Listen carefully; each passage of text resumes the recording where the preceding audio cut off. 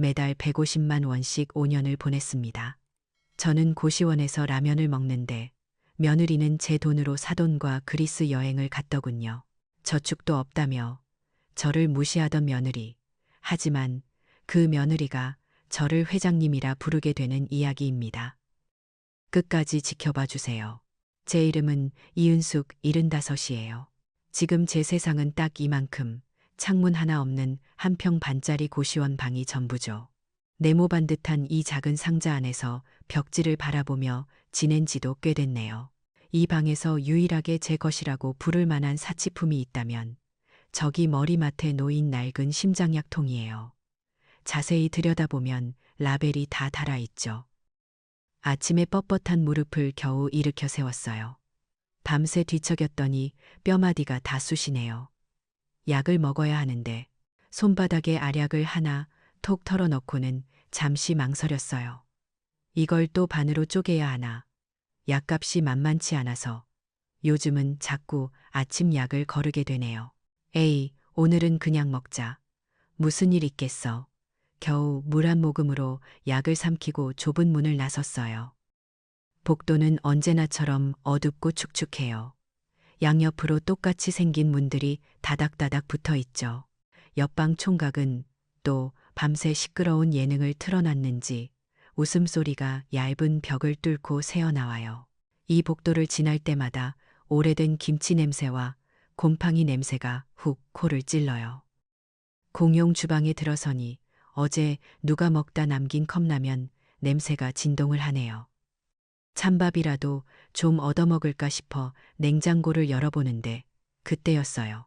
주머니 속 낡은 폴더 전화기가 요란하게 울리기 시작한 게 가슴이 덜컥 내려앉았죠. 이 시간에 나한테 전화할 사람이 혹시 요양원에서 떨리는 손으로 겨우 열었는데 화면에 뜬 이름은 우리 며느리였어요. 어머니, 저 서연이에요. 한서연. 제 며느리죠.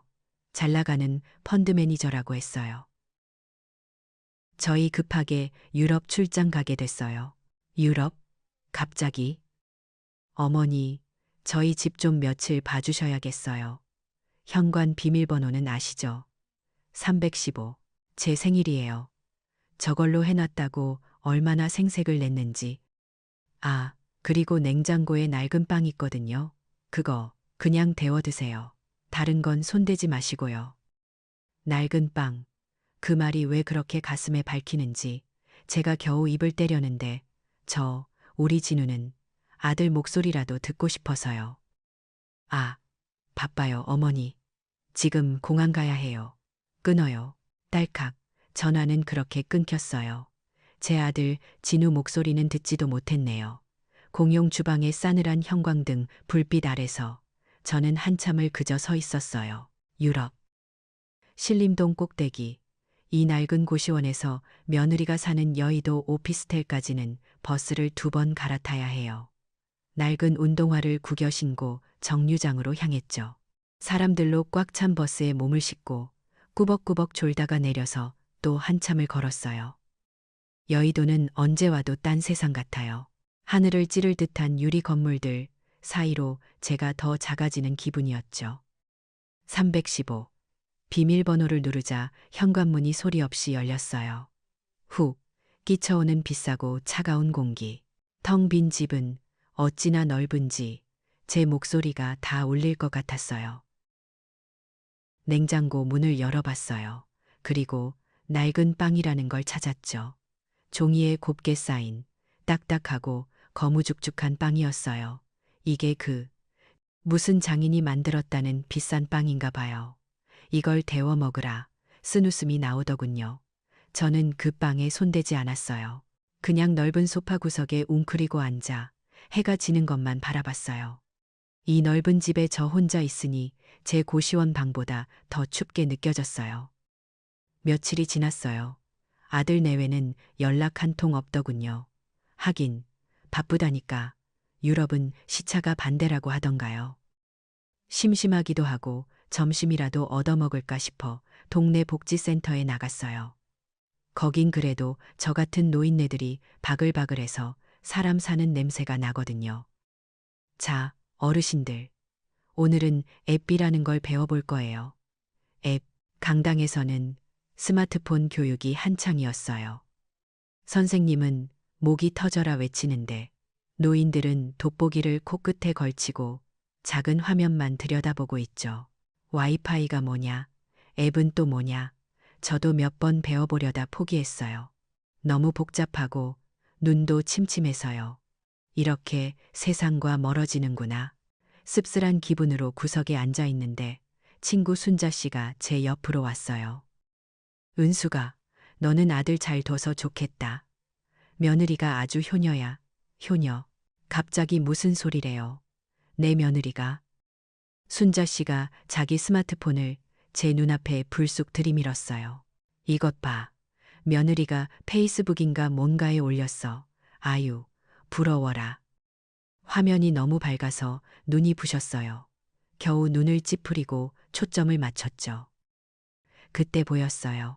사진이었어요. 파랗다 못해 눈이 시린 바다. 그리고 그 바다 위에 떠 있는 제가 평생 본 적 없는 거대하고 하얀 배. 유람선, 호와 유람선, 호와 유람선이었어요.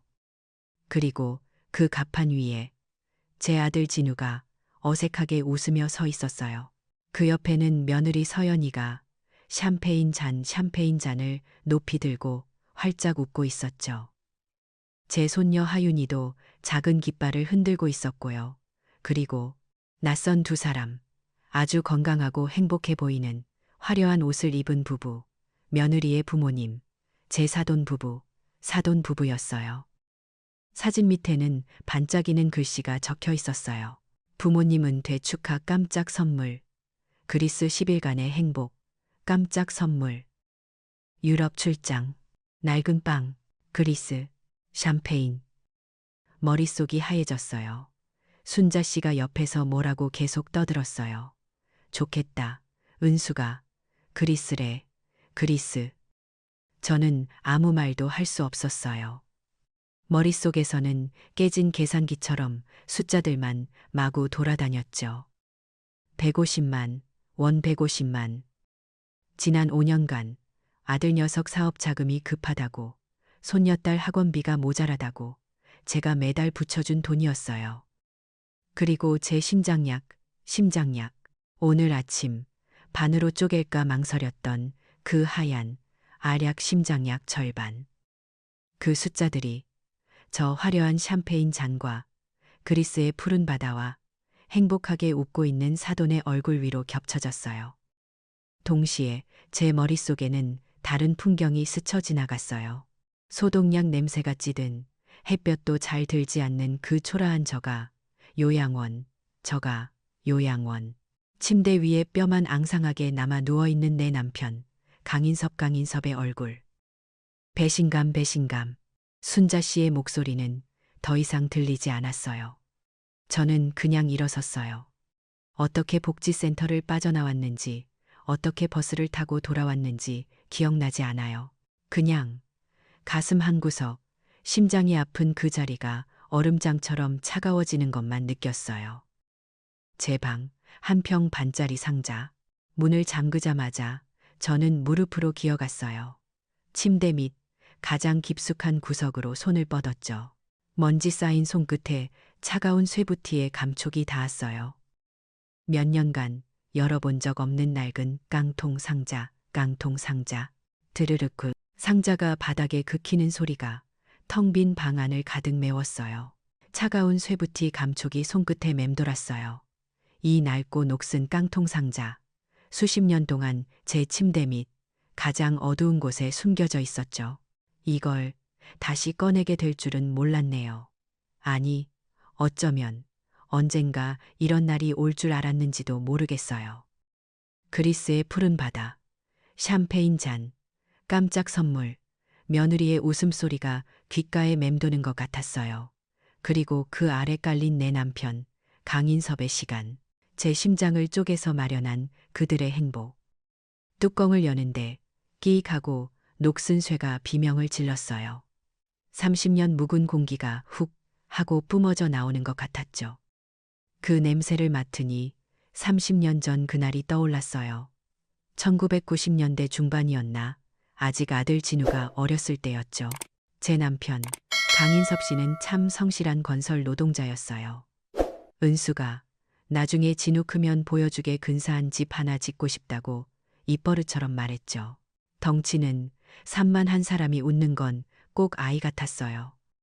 그날은 유난히 바람이 많이 불었어요. 오늘따라 비계가 흔들리는 것 같네. 조심해요. 라는 제 말을 뒤로하고 현장으로 나갔는데 그게 인섭 씨가 두 발로 서서 나간 마지막 모습이었죠. 비계가 무너졌어요. 전화기 너머로 들려오는 다급한 목소리. 병원 복도에서 맡았던 그 짙은 소독약 냄새가 지금도 생생해요. 의사는 고개를 저었죠. 전신마비, 척추가 완전히 부러졌대요. 남편은 살아있었지만 살아있는 게 아니었어요. 그때부터 모든 게 무너졌어요. 병원비, 수술비, 빚, 눈덩이처럼 불어나는 돈을 감당할 수가 없었죠. 우린 결국 살던 집을 팔아야 했어요. 갓 초등학생이던 아들 진우 손을 잡고 저기 달동네 빈민가의 좁은 단칸방으로 숨어들었어요. 친척들이라는 사람들이 매일같이 찾아왔죠. 그들의 눈은 걱정이 아니라 탐욕으로 번들거렸어요. 은숙이 너 저기 교회에 쓸모없는 땅 사둔 거 있다면서. 인섭이가 정신 나간 소리 하면서 사둔 그 황무지 말이야. 그거라도 팔아서 병원비 보태야지. 식물인간 붙들고 언제까지 버틸 거야. 그 땅, 인섭 씨가 땅은 배신하지 않아. 여긴 언젠가 길이 날 거야. 라며 저축한 돈을 몽땅 털어 사둔 황무지였어요. 이건 인섭 씨 유일한 꿈이야. 절대 못 팔아요. 저는 이를 악물고 버텼어요. 독한 년, 저러다 애까지 망치지 않은 욕을 수없이 들었죠. 그날부터 제 이중 생활이 시작됐어요. 친척들 말대로였죠. 돈이 필요했어요. 갓난아기 없고 식당 일 하던 솜씨를 살려야 했어요. 새벽 4시, 남들 다 자는 시간에 일어나 시장으로 향했어요. 돼지 뼈다귀를 받아와서 커다란 솥에 넣고 끓이기 시작했죠. 시장 귀퉁이에 작은 국밥 가게를 열었어요. 뜨거운 김 앞에서 땀을 비 오듯 흘리며 국자를 저었죠. 국밥 아줌마, 국자 아줌마. 그게 제 이름이었어요. 국밥 장사만으로는 턱없이 부족했어요. 남편 병원비는 밑 빠진 독 같았거든요. 밤 9시 가게 문을 닫으면 곧장 여의도 빌딩으로 향했죠. 심야 사무실 청소 일이었어요. 화장실 변기를 닦고 쓰레기통을 비우고 텅 빈 사무실에서 유리창에 비친 제 모습을 보면 이게 사람 사는 건가 싶었어요. 집에 돌아오면 새벽 2시, 1시간 눈 붙이고 다시 일어나 뼈를 고아야 했죠. 하루 3시간, 4시간 자는 날이 20년 가까이 이어졌어요. 왜 그렇게 살았냐고요? 살아야 하니까. 누워있는 남편 병원비 대야 하고 우리 아들 진우 공부시켜야 하니까 억척같이 버텼어요. 시간은 참 무섭게 흘러가더군요. 그 와중에 진우가 커서 명문대에 덜컥 합격을 한 거예요. 기쁘기도 한데 눈앞이 캄캄했죠. 등록금이 어마어마했거든요. 전 결국 제 분신 같았던 그 국밥 가게를 팔았어요. 솥단지를 넘기던 날 얼마나 울었는지 몰라요. 그렇게 아들 학비를 댔죠. 그런데 사람이 죽으란 법은 없나 봐요. 아니, 인섭 씨의 그 고집스러운 믿음이 맞았나 봐요. 기회는 생각지도 못한 곳에서 오더군요. 국밥 가게를 판 돈으로 근근히 버티던 어느 날이었어요. 구청에서 연락이 왔죠. 강인섭 씨 명의로 된 교회 땅 말인데요. 거기가 신도시 개발 부지로 확정됐습니다. 그 쓸모없던 황무지, 남편의 유일한 꿈, 그 땅이 금싸라기 땅이 된 거예요. 건설사들이 줄을 섰죠. 결국 그 땅은 40층짜리 거대한 빌딩이 되었어요. JS 타워, 인섬 인세이오피의 JS를 딴 이름이죠. 저는 하루아침에 재벌 소리를 듣게 됐어요. 그게 다가 아니었어요. 국밥집 하면서 조금씩 모은 돈으로 마포 구석의 낡은 2층 건물 하나를 사둔 게 있었어요. 그냥 노후 대책이었죠. 그런데 글쎄 나라에서 거길 창조의 거리인가 뭔가로 만든다는 거예요. 젠트리피케이션. 이름도 어려운 그거요. 젊은 예술가들이 몰려들고 예쁜 카페가 생기더니 제 낡은 건물이 100배가 넘게 뛰었어요. 인터넷 뉴스에 마포의 숨은 알부자라고 제 건물이 나왔더라고요. 복지센터에서 스마트폰 교육받다가 우연히 본 거였죠. 그때 깨달았어요. 이 돈, 내가 지켜야 한다. 진우도 중요하지만 내 남편 인섭 씨를, 그리고 나를 지켜야 한다. 저는 JS타워는 복잡한 법인으로 묶어두고 마포 건물을 팔아서 현금으로 바꿨어요. 그리고 그 돈을 3개로 쪼갰죠. 이 상자 안에 든 통장 3개. 이게 그거예요. 첫 번째 통장. 이름은 새벽. 내가 국밥을 끓이기 위해 일어났던 그 시간을 기억하려고요. 두 번째 통장. 추수. 20년간 흘린 땀의 결실이니까. 그리고 세 번째 통장. 국자. 평생 국밥을 퍼나르던 내 인생, 내 별명이죠. 이걸 비밀 금고에 넣어두고 아무에게도 말하지 않았어요. 사람들은 제가 왜 아직도 검소하게 사는지, 왜 남편을 더 좋은 병원으로 옮기지 않는지 수군댔죠.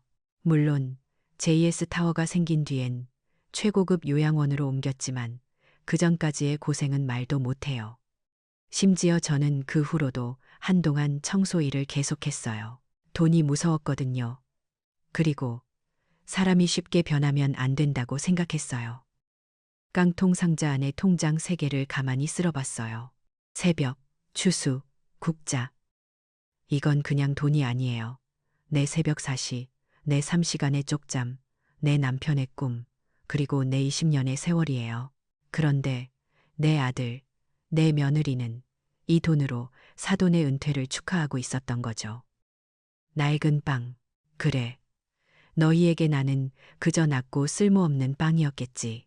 하지만 너희가 모르는 게 있어. 그 낡은 빵이 사실은 너희가 발 딛고 있는 40층짜리 빌딩의 주인이었다는 걸.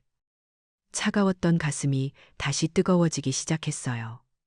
아니, 이건 분노가 아니에요. 아주 차갑고 아주 단단한 결심이었죠. 제 손에 들린 이 3개의 통장, 새벽, 추수, 국자. 이 낡은 종이 조각들이 제 30년 세월의 무게예요. 이걸 들고 있으니 그들의 착취가 어떻게 시작되었는지, 내가 어떻게 이고시원 방까지 밀려나게 되었는지 모든 것이 어제 일처럼 선명해지네요. 그리스 유람선 사진을 보기 전까지만 해도 저는 바보였죠. 모든 건 제 아들, 진우가 그 아이를 데려왔을 때부터였어요. 진우는 명문대를 졸업하고 번듯한 금융회사에 다녔죠. 제 유일한 희망이었어요. 그러던 어느 날 여자를 소개하겠다며 데려온 게 바로 안서연이었어요.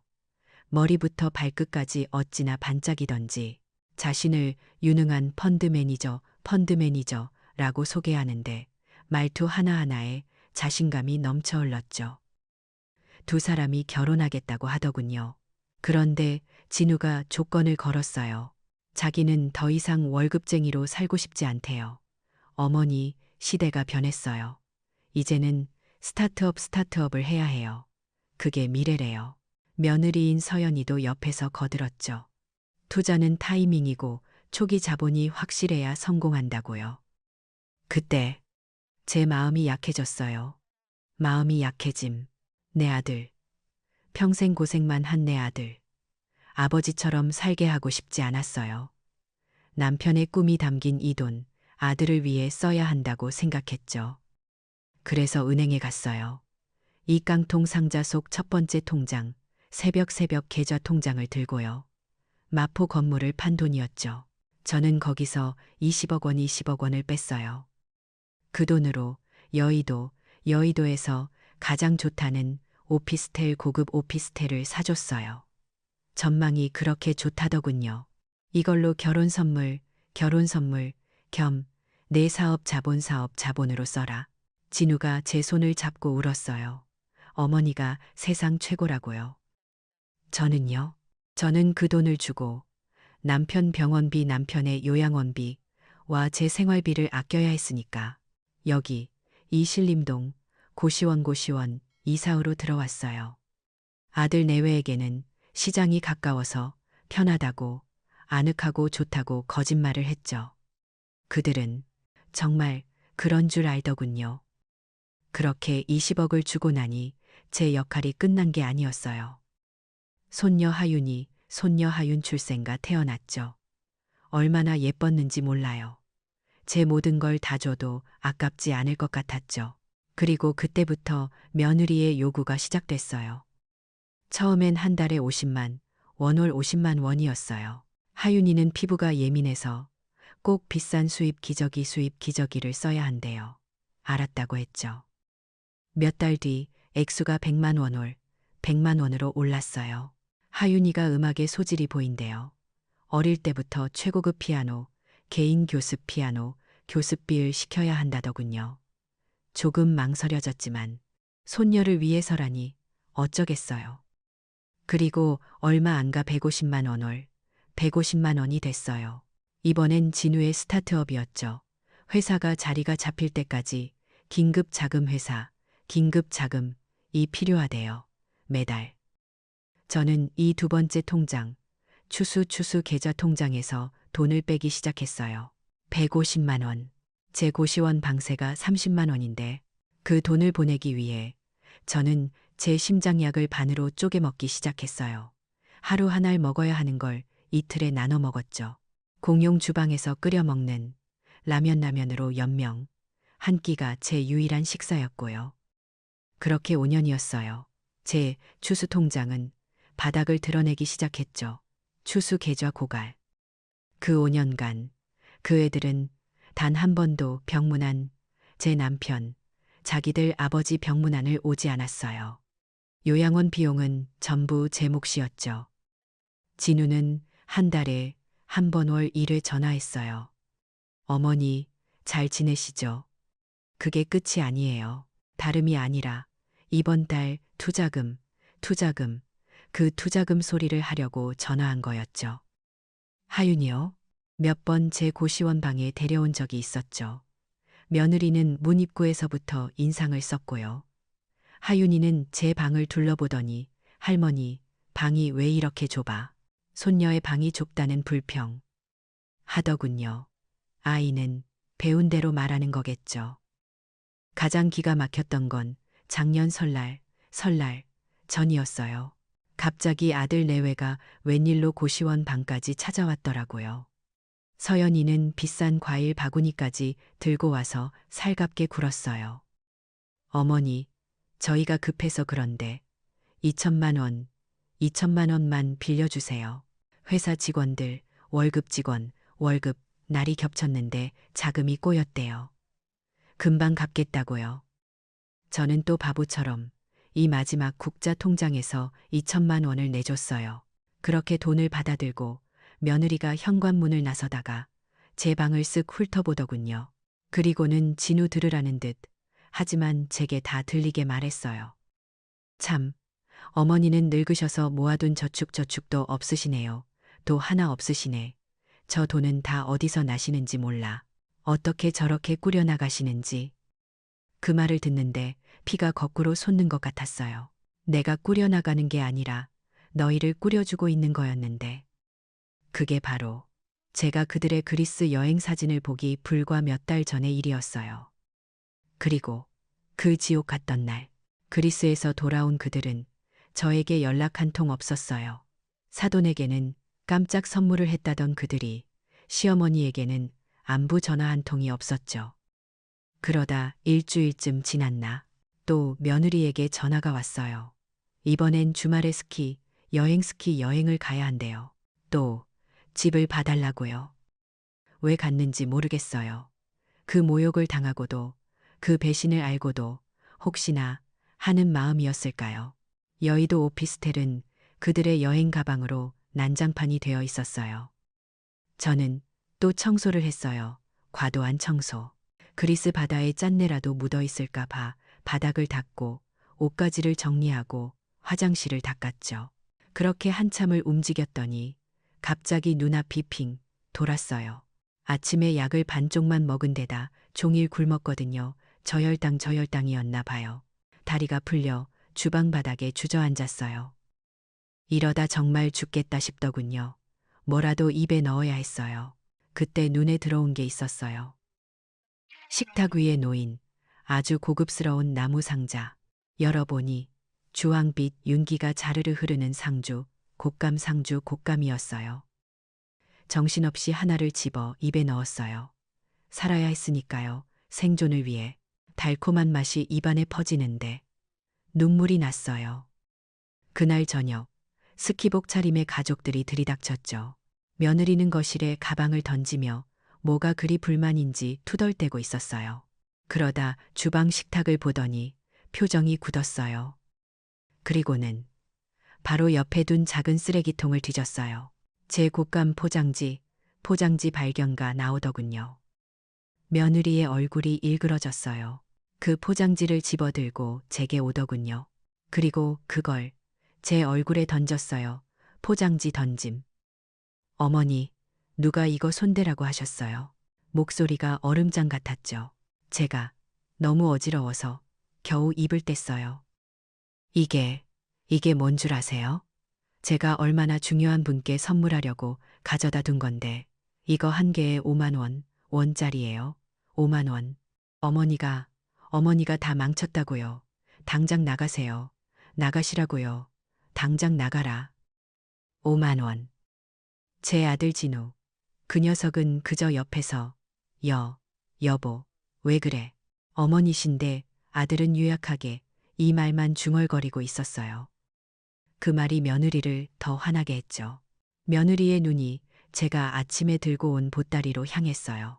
손수 빚은 만두였어요. 아들 녀석이 좋아해서. 며느리가 그 보따리를 풀어헤치더니 냉동 만두를 식탁 위에 쏟아부었어요. 만두 내던짐. 그리고 이런 촌스러운 것, 음식 좀 제발 가져오지 마세요. 냄새 나니까. 저는 그냥 일어섰어요. 더 이상 아무 말도 나오지 않았어요. 비틀거리며 일어섰죠. 제 아들을 한번 쳐다봤어요. 진우는 제 눈을 피하더군요. 그렇게 저는 20억짜리 집에서 5만 원짜리 곶감 하나 때문에 쫓겨났어요. 그날 밤 여의도에서 신림동까지 몇 시간을 걸었는지 몰라요. 굴욕적인 퇴장. 그리스의 샴페인 잔보다 이 5만 원짜리 곶감 포장지가 제 심장을 더 후벼 팠어요. 고시원 방에 돌아와서도 불을 켜지 않았어요. 어둠 속에 가만히 앉아 계산을 해봤죠. 20억, 월 150만 원씩 5년, 설날에 2천만 원, 그리고 5만 원. 그래, 내 30년 희생의 값은 딱 곶감 한 개 값이었던 거예요. 그 5만 원짜리 곶감 포장지가 제 뺨을 스치고 바닥에 떨어졌던 그 순간, 제 아들 녀석이 제 눈을 피하던 그 순간, 제 안에 무언가도 툭 하고 끊어져 버렸어요. 밤새 그 굴욕적인 길을 어떻게 걸어왔는지 몰라요. 신림동 고시원 방에 도착했을 땐 이미 동이 트고 있었죠. 방 안은 어제와 똑같이 좁고 어두웠지만 저는 더 이상 어제의 이윤숙이 아니었어요. 씻지도 않고 방을 나섰어요. 첫 번째로 간 곳은 남편 인섭 씨가 있는 요양원이었어요. 챕터 1에서 말했던 그 저가 요양원. 복도를 걸어 들어가는데 소독약 냄새와 노인 특유의 냄새가 뒤섞여 코를 찔렀죠. 2인실 구석, 창문도 없는 침대에 인섭 씨가 누워 있었어요. 40층짜리 빌딩의 주인이 이런 곳에 누워 있었네요. 말없이 남편의 마른 손을 잡았어요. 미동도 없는 손, 30년 전 저를 위해 그 황무지를 사던 그 두툼했던 손. 인섭 씨, 나 이제 그만하려고. 진우, 우리 진우 다 키웠으니까 이제 당신이랑 나만 챙기려고요. 눈물은 나지 않았어요. 그저 가슴속이 얼음장처럼 차가워졌죠.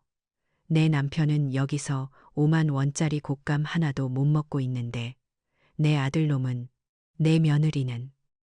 요양원을 나와 곧장 농협으로 향했어요. 제가 수십 년간 거래한 은행이죠. 늘 보던 창구 직원이 반갑게 인사하더군요. 어르신, 오셨어요? 오늘은 안색이 안 좋으시네. 저는 대답 대신 통장부터 내밀었어요.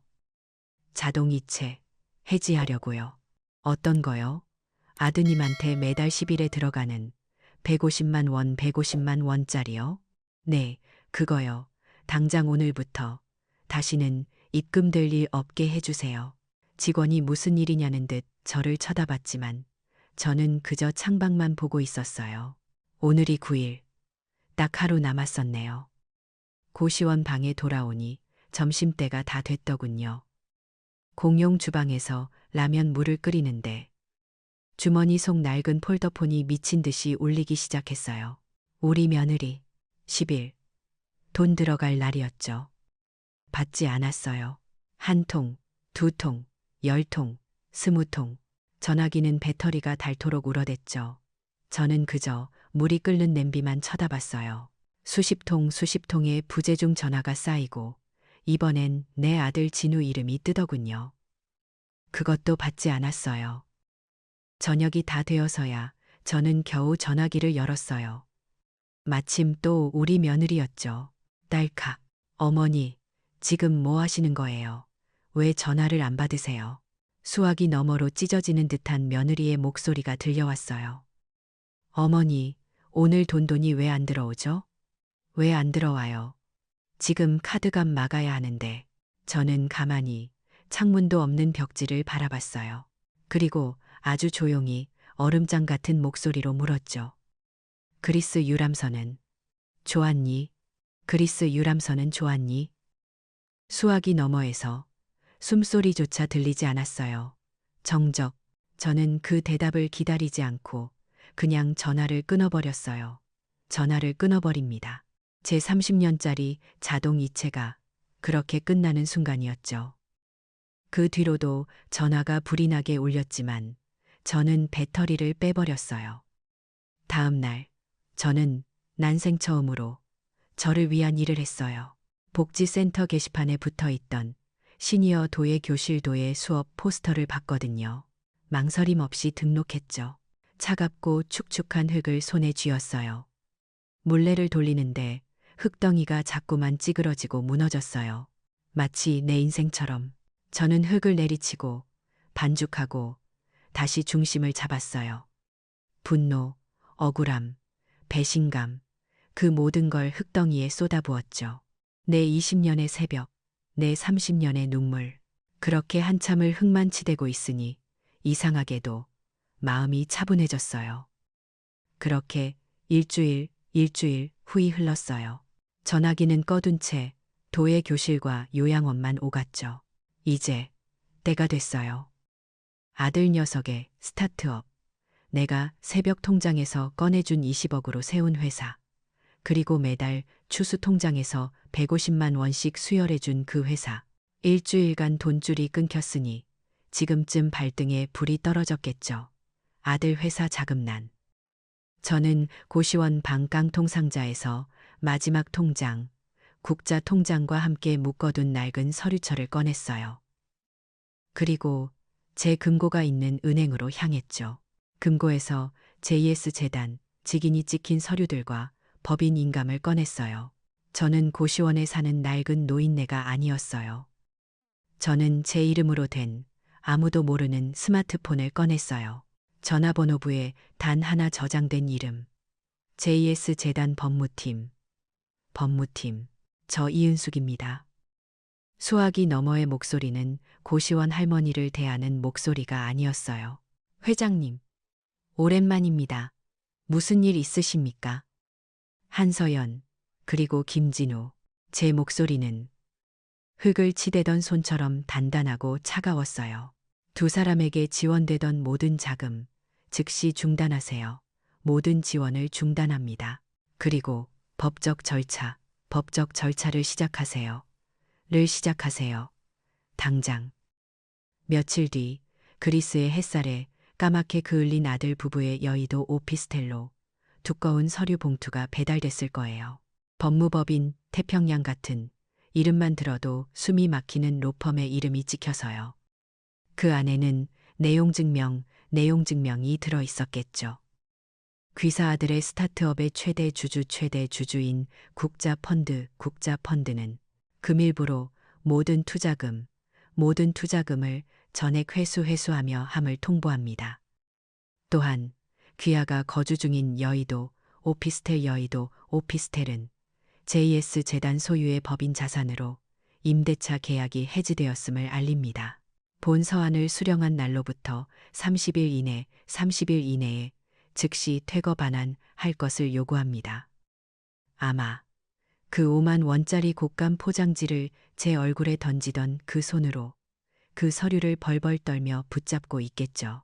이제 겨우 시작이었어요. 일주일. 제가 법무팀에 전화를 걸고 딱 일주일 만이었죠. 도예 교실에서 막 흙을 털어내고 나오는데 고시원 총무가 복도에서 저를 기다리고 있더군요. 어르신 밑에 웬 젊은 사람들이 와서 난리가 났어요. 그럴 줄 알았죠. 저는 엘리베이터도 타지 않고 쿵쿵 울리는 심장을 애써 누르며 1층으로 내려갔어요. 아니나 다를까. 그리스의 햇살이 남긴 흔적은 온데간데 없고 공포공황 상태에 질린 두 사람이 좁은 고시원 입구에 서 있었어요. 펀드 매니저라던 며느리 서연이는 머리를 아무렇게나 질끈 묶고 있었고 늘 깔끔을 떨던 아들 진우는 셔츠가 반쯤 구겨져 나와 있었죠. 저를 보더니 두 사람이 하얀 얼굴로 달려들었어요. 어머니, 그리고는 제 좁은 방, 그 한 평 반짜리 퀴퀴한 방문 앞에서 그 번쩍거리던 두 사람이 제 더러운 장판 바닥에 무릎을 꿇었어요. 무릎 꿇고 진우가 먼저 입을 열더군요. 울음이 터지기 직전이었어요. 어머니, 저희가 정말 잘못했어요. 뭐가 잘못됐는데? 그 곶감이요. 어머니, 제가 생각이 짧았어요. 배고프셨을 텐데 그 5만 원 곶감 사건 사과짜리 곶감. 며느리도 옆에서 고개를 숙인 채 울먹이고 있었어요. 어머니, 저희가 죽을 죄를 지었어요. 곶감, 그거. 네, 제가 잘못했어요. 5만 원. 기가 막혀서 말이 나오지 않았어요. 20억, 월 150만 원, 30년의 세월, 내 남편의 인생, 그 모든 것의 값이 고작 5만 원짜리 곶감이었던 거예요. 저들에게는. 저는 그저 가만히 무릎 꿇은 두 사람을 내려다봤어요. 방 안의 낡은 형광등이 두 사람의 정수리를 비추고 있었죠. 한참을 가만히 있었어요. 방 안에는 며느리의 가쁜 숨소리만 들렸어요. 제가 아주 조용히 입을 열었죠. 곶감? 그건 그냥 마침표였을 뿐이란다. 그건 마침표일 뿐. 그 말이 무슨 뜻인지 알아듣지 못한 것 같았어요. 진우가 고개를 들었죠. 눈물 콧물로 범벅이 된 얼굴이었어요. 손에는 구겨진 서류 봉투가 들려있더군요. 내용 증명. 어머니, 이게 다 뭐예요? 그제야 본론이 나온 거죠. 무슨 국자펀드 라는 데서 제 회사 망하게 생겼어요, 어머니. 내 회사. 그리고 JS그룹은 또 뭐고요? 어머니가 이런 데를 어떻게. 아들의 목소리가 점점 커졌어요. 절망이 분노로 바뀌고 있었죠. 그리고 이 집이요. 여의도 오피스텔. 이거 엄마가 저 사주신 거잖아요. 엄마가 사준 집. 근데 나가래요. 30일 안에. 이게 다 무슨 일이세요, 어머니? 엄마가 사준 집. 그래, 내가 사줬지. 저는 더 이상 이 좁은 방에서 대꾸하고 싶지 않았어요. 제 외투 주머니에는 어제 은행 금고에서 찾아온 것이 들어있었죠. 저는 주머니에서 반짝이는 검은색 카드키 하나를 꺼냈어요. 이 방과는 도저히 어울리지 않는 묵직한 물건이었죠. 두 사람이 눈이 동그래져서 그 카드를 쳐다봤어요. 저는 문을 열고 복도로 나갔어요. 따라와라. 영문도 모른 채 두 사람은 저를 따라 나섰어요. 저는 고시원 입구에서 택시를 잡았어요. 그리고 목적지를 말했죠. 강남 테헤란로요. JS타워 앞에서 세워주세요. 택시 안에서 우리는 한마디도 하지 않았어요. 며느리와 아들은 아마 제가 미쳤다고 생각했을지도 모르죠. 국자 펀드니 JS 그룹이니 하는 게 이 고시원 사는 늙은 어미랑 무슨 상관이 있겠어요. 택시가 한강 다리를 건넜어요. 신림동의 낡은 풍경이 사라지고 화려한 강남의 빌딩들이 창밖을 스쳐 지나갔죠. 그리고 저녁 해가 질 무렵 택시가 멈췄어요. 다 왔습니다. 문이 열리고 제 눈앞에 그 빌딩이 서 있었어요. 40층, 40층. 유리와 강철로 지어진 거대한 탑. 저녁 노을을 받아 건물 전체가 황금빛으로 빛나는으로 불타고 있었죠. 다브스. 진우와 서연이가 넋이 나간 표정으로 빌딩을 올려다봤어요. 이곳은 한국에서 가장 비싼 땅, 성공의 상징. 진우가 떨리는 목소리로 중얼거렸어요. JS 타워, 여길, 왜, JS. 설마, 아들의 눈이 공포로 흔들렸어요. 설마, 인섭, JS, 설마, 인섭. 저는 천천히 고개를 돌려 제 아들을 바라봤어요. 그리고 제 평생 가장 차갑고 가장 단단한 목소리로 말했죠. 그래, 인섭. 내 아버지 이름이다. 그리고 저는 제 낡은 외투 주머니에서 마지막 통장, 국자라고 쓰인 통장을 꺼내 들었어요. 이 국자. 그건 나다. 국자는 나다. 며느리가 숨을 삼키는 소리가 들렸어요. 너희는 이 타워가 저절로 솟아난 줄 알았니? 타워가 저절로 솟아난 줄 알았니? 제 목소리가 강남의 시끄러운 소음을 뚫고 강철처럼 울렸어요. 내가 그렇게 쉽게 받아간 그 20억. 그게 하늘에서 떨어진 20억이 하늘에서 떨어졌니? 돈인 줄 알았어? 내 아버지가 이 땅을 샀다. 너희들. 아니, 너 하나 업어 키울 때. 그때는 여긴 그냥 황무지였어. 아무도 거들떠보지 않는 땅. 내 국밥집에서 새벽 4시부터 밤 9시까지 피땀으로 번 돈 피땀으로 산 땅. 그거 전부 털어 넣어서 내 아버지가 이 땅을 샀다고. 그리고 6개월 뒤 제 목소리가 조금 떨렸을지도 몰라요. 비계가 무너졌어. 비계 붕괴. 내 아버지는 그렇게 누웠고 빚더미에 앉았지. 친척들의 매도, 압박, 매일같이 찾아와서 소리 질렀다. 저 땅 팔라고. 식물인간. 병수발하면서 애 데리고 어떻게 살 거냐고. 당장 팔아서 빚 갚으라고. 하지만 난 안 팔았어. 하지만 난 팔지 않았어. 그게 내 아버지 유일한 꿈, 내 아버지의 유일한 꿈이었으니까. 난 다시 국밥집으로 돌아갔다. 하루에 수백 그릇, 수천 그릇, 지난 20년간이 수만 그릇에 국밥을 퍼냈어. 밤에는 여의도 빌딩 화장실 청소를 했고 하루 3시간씩 자면서 그렇게 20년을 버텼다. 진우가 그 자리에 주저앉았어요. 강남 한복판 보도블록 위에 그 번듯하던 녀석이 무너져 내렸죠. 부끄러움의 무너짐. 이제야 깨달은 거예요. 자신이 5만 원짜리 곶감 때문에 내쫓은 늙은 어미가 그저 고시원에 사는 촌스러운 노인네가 아니라 이 거대한 부의 창립자 모동이었다는 걸. 저는 무너진 아들 녀석을 가만히 내려다봤어요. 일어나, 똑바로 봐. 네가 무슨 짓을 했는지.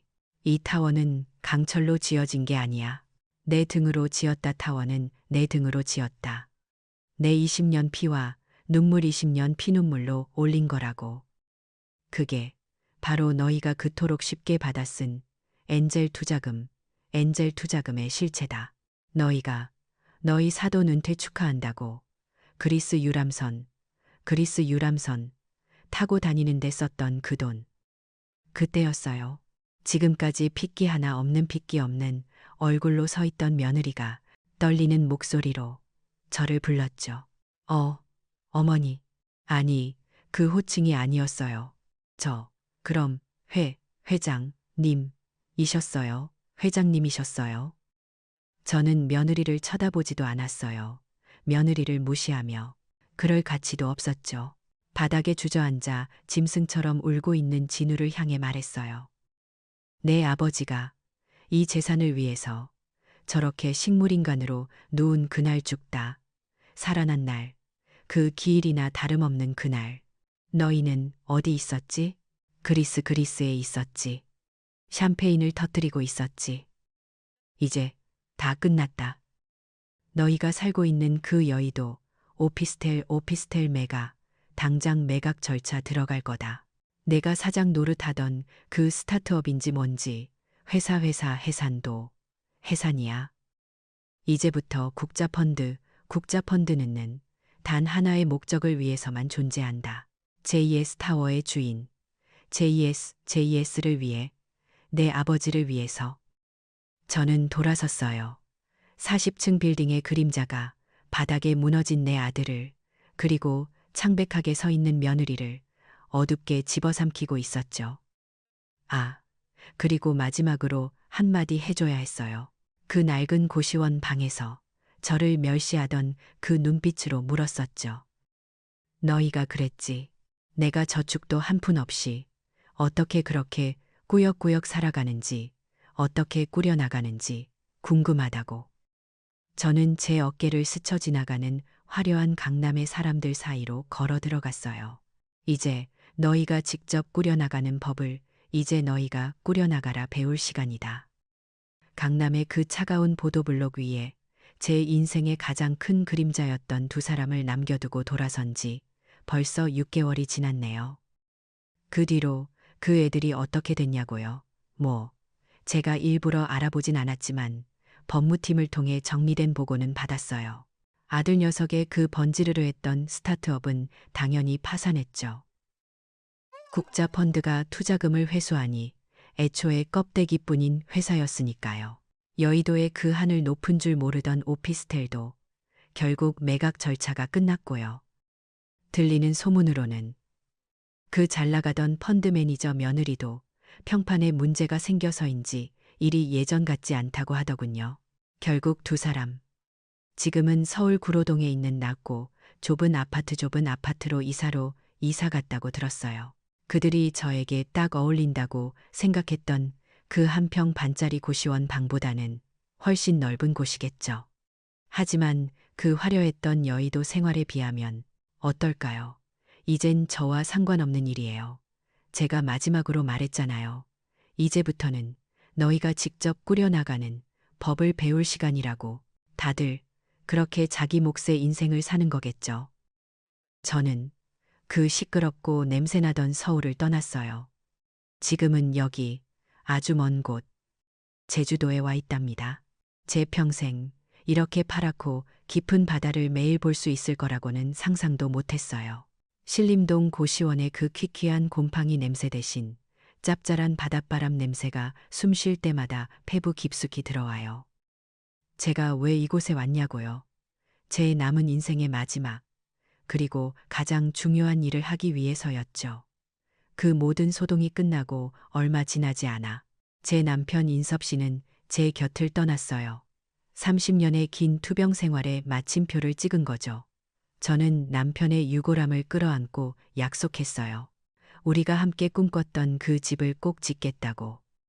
저는 제 모든 것, JS 타워와 국자펀드의 남은 재산을 전부 쏟아부었어요. 그리고 여기 제주도 애월의 바다가 한눈에 내려다 보이는 이 언덕에 제 마지막 꿈을 지었죠. 사람들은 이곳을 JS 빌라라고 불러요.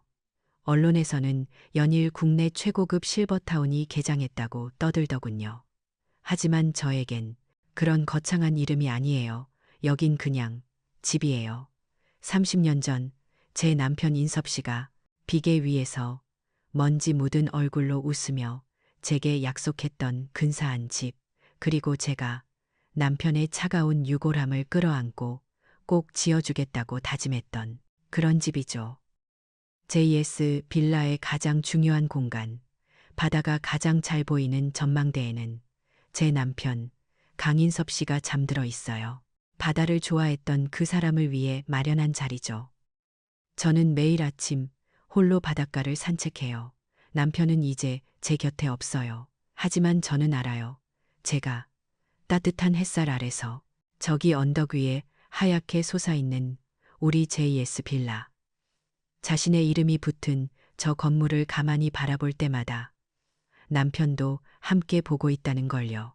그 30년의 세월에 대한 고마움과 미안함이 바람결에 실려오는 것 같아서 저는 그냥 제 마른 손을 꼭 마주 잡죠. 그걸로 됐어요. 저는 정말 그걸로 충분해요. 아, 저요. 저는 이제 회장님도 아니고 국밥집 아줌마도 아니에요. 저는 그냥 국자 카페 사장 이은숙이죠. 여기 JS 빌라 1층, 바다가 가장 잘 보이는 통유리창 앞에 아주 작은 북카페를 하나 열었거든요. 카페 이름은 물론 국자 카페예요. 제 20년의 새벽을 함께 해준 제 인생 그 자체였던 이름이니까요.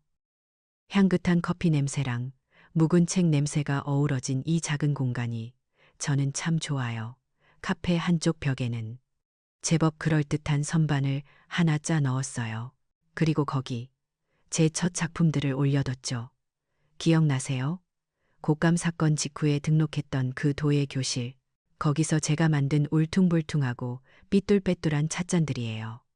손님들은 이게 뭐냐고, 솜씨가 영 형편없다고 웃으시지만 저에겐 세상에서 가장 비싼 도자기보다 소중해요.